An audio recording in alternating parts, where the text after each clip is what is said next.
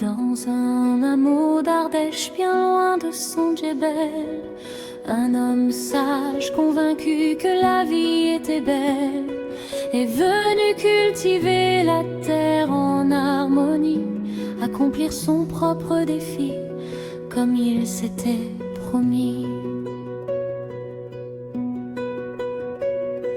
Les dunes mordorées de colombes et chats dormaient encore au creux de sa mémoire. L'exil avant l'exode vers d'autres cieux, emportant le credo, l'eau, ce bien si précieux. Vivait la prophétie de ce grand chef indien, dont les terres ancestrales le comblaient de ses biens, et qui furent volés par des colons avides, mais l'argent ne pouvait rassasier leur cœur vide.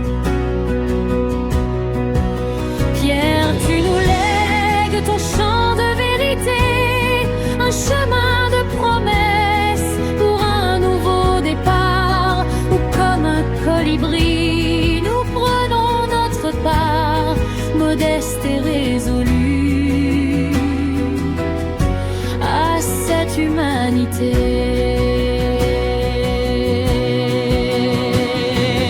Dans ces collines rudes et peu hospitalières, les yeux au ciel en une prière, l'apprenti paysan s'est fait penseur, un peu original dans sa conquête du bonheur.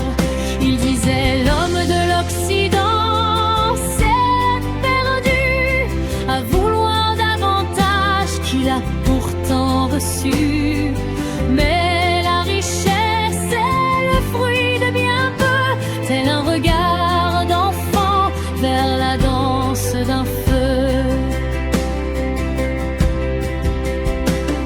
Sans trop se désoler des foules indifférentes face aux machines dévorantes,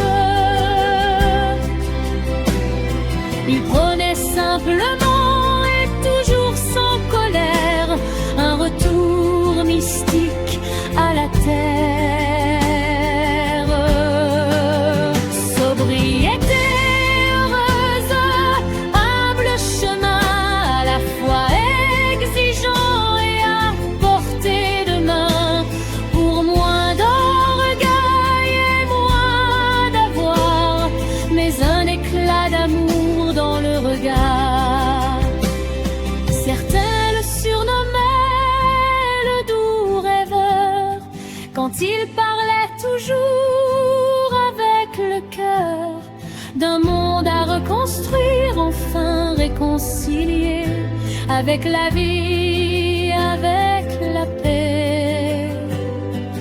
Et si ces mots scintillent aujourd'hui comme une braise dans la nuit, c'est qu'ils nous portent à devenir les semeurs inspirés d'un meilleur avenir. Sobriété heureuse comme un serment à la terre et ses habitants, un peu de rien, mais tout est là. Quand l'homme enfin